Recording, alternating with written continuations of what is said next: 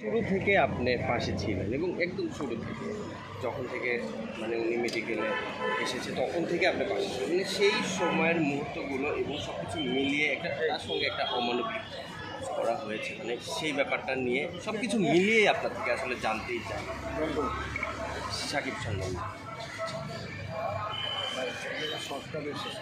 হ্যাঁ 2 মিনিট।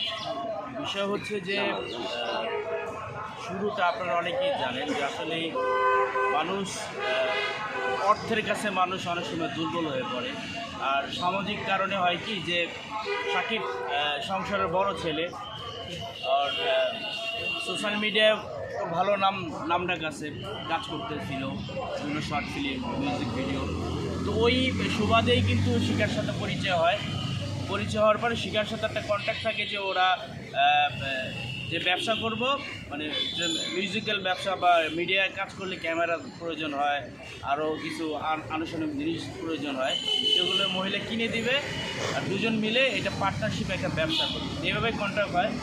তারপর কোনো একটা চালে পড়ে বা ট্যাপে পড়ে ও বিয়ে করে, বাধ্য হয়ে বিয়ে করে মহিলাটাকে। তারপরে একের পর এক আপনারা দেখছেন যে ঘটনা ঘটছে।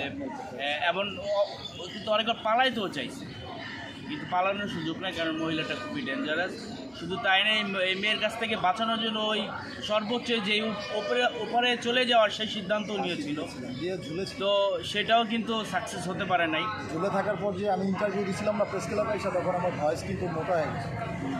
এই যে এখানে প্রবলেম হয়ে গেছে, এটা ঠিক হয়েছে অনেকদিন সময় লাগছে।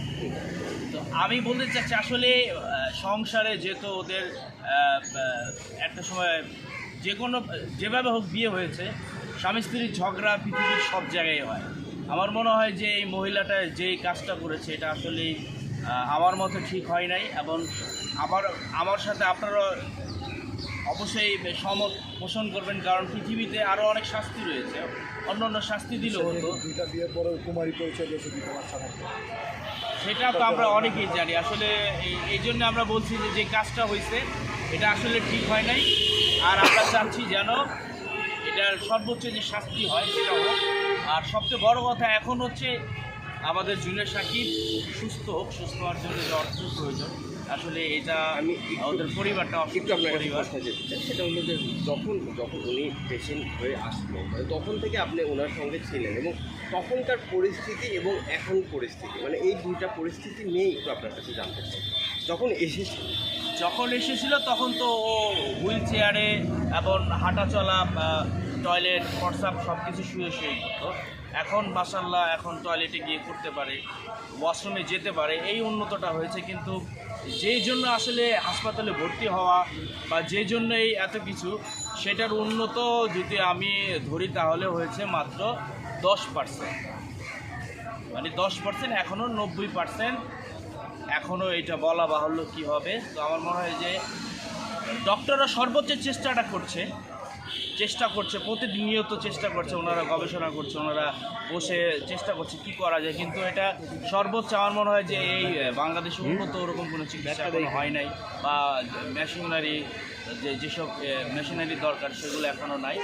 এখন চেন্নাইতে এগুলো অ্যাভেলেবেল চিকিৎসা হয়, ইন্ডিয়াতে চেন্নাইতে নিতে হবে। এই জন্য আমরা অনেক ভিডিও করেছি। অবশ্যই দেশবাসী প্রবাসী যারা রয়েছেন আপনাদের দৃষ্টি আকর্ষণ করছি, আপনারা যে যতটুকু পারেন, 5 টাকা হোক, 10 টাকা হোক, 100 টাকা হোক, কারণ মানুষ মানুষেরই জন্য। আমরা অতীতে দেখেছি অনেক মানুষের পাশে আপনারা দাঁড়িয়েছিলেন। আজকে ও অপরাধী না নির্দোষ, অপরাধ করেন এটা বড় কথা না, বড় কথা হচ্ছে ও একজন মানুষ, এই সমাজে বেঁচে থাকতে চায় এবং ভুল থেকেই সংশোধন হতে চায়।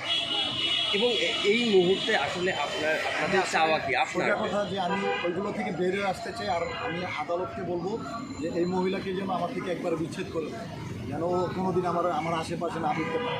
একটা থ্রেট দিয়েছে, আপনারা দেখেছেন, আমাকে নাকি মেরে ফেলবে আদালতে।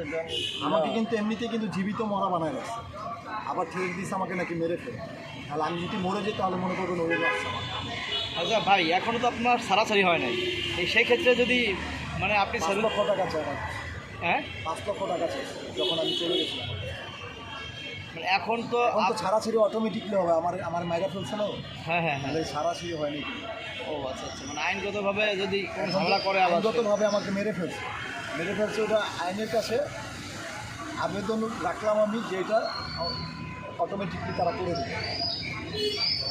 আর আমার মনে হয় যে সর্বোচ্চ শাস্তিটা পেয়েছে। আর না হয় দেশের যত জনগণ আছে না, যারা ফিমেলরা ওরা লাইট থেকে মাইরা ফেলবে, ওদিকে আবার মার্কেটিং করে আমার সাথে এসে জেল থেকে বের হওয়ার পরে। আল্লাহর কসম